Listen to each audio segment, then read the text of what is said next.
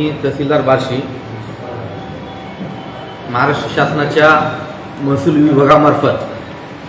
दिनांक 18 फेब्रुवारी 2026 रोजी एक शासन निर्णय पारित झालेला आहे। सदरचा शासन निर्णय माननीय मुख्यमंत्री महोदय आणि महसूल विभागाचे माननीय मंत्री महोदय यांच्या मार्गदर्शनाखाली महसूल विभागामार्फत छत्रपती शिवाजी महाराजोत्सव समाधान शिबिर अभियान टप्पा 1 हा राबवण्याबाबत हा शासन निर्णय आहे। महसूल विभागामार्फत क्षेत्रीय स्तरावरती ग्रामीण भागातील सर्वसामान्य जनता, शेतकरी, विद्यार्थी, महिला यांचं जे महसूल विभागाशी वर्षभरामध्ये जे दाखले असतील, प्रमाणपत्र असतील किंवा वेगवेगळे प्रश्न असतील, या प्रश्नांचं निराकरण करण्याकरिता आणि जनतेच्या आलेल्या तक्रारी तातडीने निकाली काढण्याकरिता महसूल विभागामार्फत प्रत्येक मंडळ स्तरावरती शिबिराचं आयोजन या ठिकाणी करण्यात येणार आहे। सदरचे जे शिबिर आहेत संपूर्ण राज्यभरामध्ये मंडळ स्तरावरती आयोजित करण्यात येणार आहेत। त्यामध्ये मार्च महिन्यामध्ये एकूण 2 दिवस, शनिवार 7 मार्च 2026 आणि शनिवार दिनांक 14 मार्च 2026, माहे एप्रिलमध्ये शुक्रवार 10 एप्रिल 2026 आणि शुक्रवार दिनांक 17 एप्रिल 2026। त्याचबरोबर आपल्या तालुक्यामध्ये 2 नगरपालिका, 1 नगरपालिका नगरपंचायत वैराग आहे आणि मे महिन्यामध्ये आपण नगरपरिषद व नगरपंचायत स्तरावरच्या शिबिरांचं आयोजन करणार आहोत। त्यांचा कालावधी हा शुक्रवार दिनांक 8 मे आणि शुक्रवार दिनांक 15 मे असा असणार आहे। सदरच्या राजस्व अभियानामध्ये जे काही आपण शिबिर घेणार आहोत त्यांची पूर्वतयारी आपल्या तालुक्यामध्ये सुरुवात झालेली आहे। 18 फेब्रुवारीपासून ते 5 मार्च या कालावधीमध्ये आपण पूर्वतयारी करणार आहोत। त्या अनुषंगाने माननीय महसूल मंत्री महोदयांनी सर्व तहसीलदार, प्रांत अधिकारी, सर्व राज्यातले वरिष्ठ अधिकारी यांची VC द्वारे बैठक घेऊन काही सूचना केलेल्या आहेत आणि त्या अनुषंगाने आपण सर्व गावांमध्ये कालपासूनच काल सर्व विभागांची आपण या ठिकाणी बैठक घेतली प्रांतसाहेबांच्या उपस्थितीमध्ये।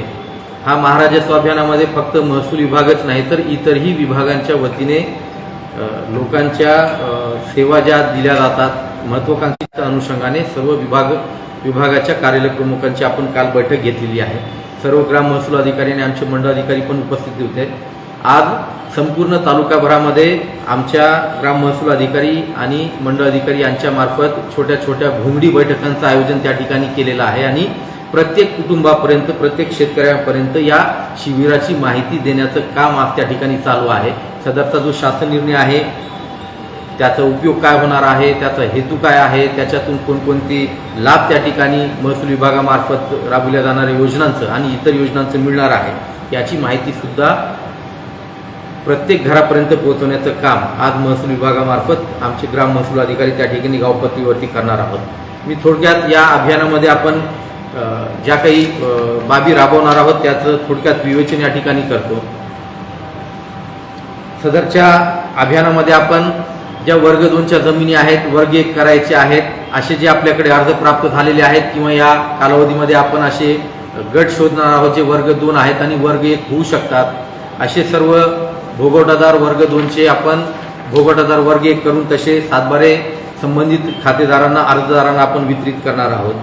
त्याचबरोबर मागील कालावधीपासून आपण जिवंत सातबारा म्हणून मोहीम राबवत होतो। त्यामध्ये वर्षानुवर्ष काही बंडिंगचे बोजे असतील, तगाईचे बोजे असतील, सावकारीचे बोजे असतील असे किंवा मान्य न्यायालयाच्या आदेशाने काही सावकारीचे बोजे त्या ठिकाणी 50-50, 60-60 वर्षापासून त्या लोकांच्या इतर अधिकारामध्ये होत्या आणि ज्यामुळे लोकांना त्यांच्या शेतीवरती आज रोजी पीक कर्ज घेण्यासाठी असेल किंवा कुठलाही लोन घेण्यासाठी असेल अडचणी येत होते। त्या अनुषंगाने आपण मोहीम स्वरूपामध्ये राबवून अनेक बोजे, तगाईचे बोजे, बंडिंग बोजे आपण कमी केलेले होते। जवळपास 700च्या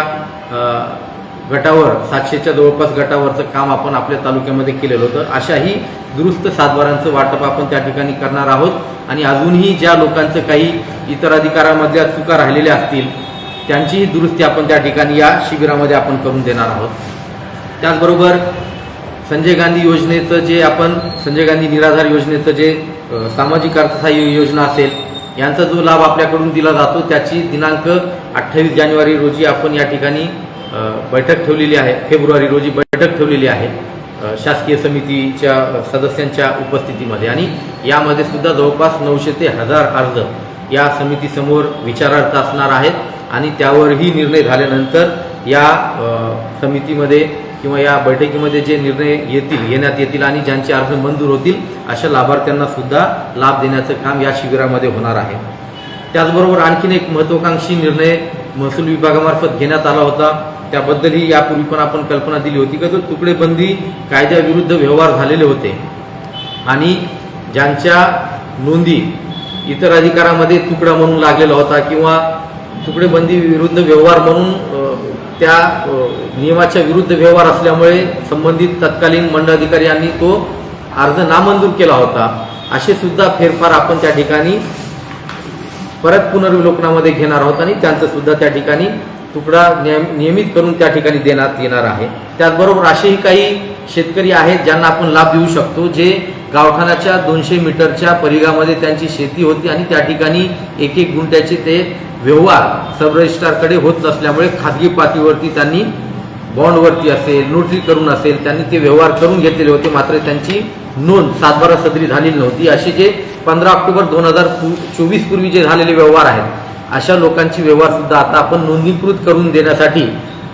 नोंदणी विभागाला आपण त्या ठिकाणी आदेशित करणार आहोत। असेही जे शेतकरी असतील, जे अर्जदार असतील ज्यांना घरकुलासाठी जागा लागत होती, छोटे घर बांधण्यासाठी जागा लागत होती, मात्र त्या ठिकाणी कायद्याची बाधा येत असल्यामुळे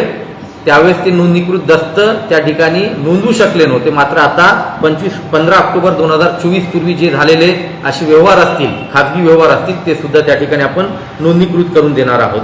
त्याचबरोबर आता एप्रिल मे मध्ये परीक्षेचा कालावधी चालू आहे, त्यानंतर मे जून पासून ऍडमिशन सुरू होतील, त्यामुळे प्रत्येक शाळेमध्ये जे विद्यार्थी त्या ठिकाणी शिक्षण घेत आहेत प्रत्येक शाळेमध्ये प्रत्येक मुख्याध्यापकांशी चर्चा करून त्यांच्याशी बैठका घेऊन जे विद्यार्थ्यांचे दाखले आहेत, जातीचा दाखला असेल, उत्पन्नाचा दाखला असेल, रहिवास दाखला असेल, वेगवेगळे दाखले आहेत, EWSचा दाखला आहे, अशा दाखल्यांचं वाटप सुद्धा आपण या शिबिरामध्ये करण्याचं आयोजन केलेलं आहे। त्याचबरोबर पानंद रस्त्याच्या बाबतीमध्ये बळीराजा पानंद रस्ता योजना आता सुरू झालेली आहे, यामध्ये सुद्धा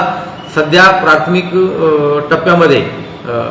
प्रांत साहेबांकडून त्याबद्दलच्या मंजुरी आपल्याला मिळणार आहेत। रस्त्यावरची जे आपण कामं करणार आहोत त्यामध्ये प्रत्येक ग्राम महसूल अधिकाऱ्यांना आम्ही त्यांच्या गावामध्ये अशी रस्त्यांचा शोध सध्या घ्यायला सांगितलेला आहे जे रस्ते आज रोजी अस्तित्वात आहेत,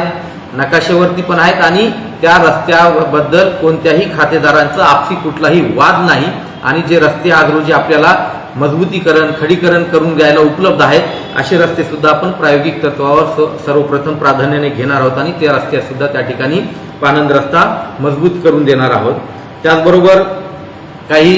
घरकुलाकरिता आपण ग्रामपंचायतीकरिता पंचायत समितींना आपण 7 ते 8 गावांमध्ये आपल्याकडे प्रस्ताव प्राप्त झालेले होते जागा देण्याच्या बाबतीमध्ये, अशा ठिकाणी आपण गायरांमधल्या जागा संबंधित लाभार्थींना घरकुलामध्ये सार्वजनिक प्रयोजन त्या ठिकाणी ठरवलेलं असल्यामुळे घरकुल बांधण्याकरिता ती जागा आपण त्या संबंधित ग्रामपंचायतीला कब्जे हक्काने भाडेपट्ट्याने दिलेली आहे, तशा जागांचं सुद्धा वाटप या ठिकाणी आपण करणार आहोत। त्याचबरोबर आमच्याकडे दैनंदिन स्वरूपामध्ये जे फेरफार असतात, विवादग्रस्त नोंदी असतात, अशा फेरफार अदालतीचं आयोजन करून सुद्धा 1 महिन्याच्या वर एकही नोंद आपल्याकडे प्रलंबित राहणार नाही अशा पद्धतीचं आयोजन आपण त्या ठिकाणी करणार आहोत। त्याचबरोबर यापूर्वी जी अकृषक जमीन करण्याकरिता सनदची आवश्यकता होती, नाहरकतची आवश्यकता होती, त्याची सुद्धा त्या ठिकाणी ती जी अट होती 42B कडे असेल किंवा इतर ज्या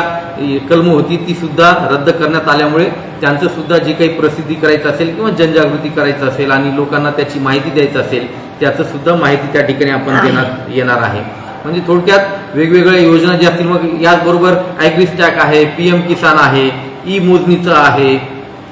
बऱ्याचशा महाडीबीटीची योजना कृषी विभागामार्फत राबवण्यात येते त्याची माहिती देणं असेल, या सर्व योजनांचं एकत्रित स्वरूपामध्ये आपण त्या शिबिरामध्ये मंडळ स्तरावरती शेतकऱ्यांना मोठ्या स्वरूपामध्ये लाभ आपण त्या ठिकाणी देणार आहोत आणि त्याची पूर्वतयारी सुरू झालेली आहे। कालच आपण सर्व विभागांची बैठक घेऊन त्यांच्याकडे जे अर्ज आत्ता प्रलंबित आहेत मागील काही कालावधीपासून आणि जे अर्ज पुढील 8 दिवसामध्ये ते प्राप्त करून घेऊन त्याच्यावरती निर्णय घेऊन आपल्याला त्या मंडळ स्तरावरच्या शिबिरामध्ये लाभ देता येईल अशा सर्व प्रकरणांची माहिती घेण्याच्या सूचना सुद्धा आपण दिलेल्या आहेत। अशा पद्धतीने या प्रकारचं नियोजन आपल्या तालुक्यामध्ये चालू असून यामध्ये सर्व लोकप्रतिनिधी असतील, आत्ताच आपल्याकडे जिल्हा परिषद, पंचायत समिती, नगरपालिकांच्या निवडणुका झालेल्या आहेत आणि सर्व लोकप्रतिनिधींना सुद्धा याच्यामध्ये समाविष्ट करून मोठ्या स्वरूपामध्ये लोकांपर्यंत पोहोचवण्याचा आणि त्यांच्या ज्या काही तक्रारी असतील, अडचणी असतील ते सोडवण्याचा प्रयत्न या मोहिमेमधून होणार आहे।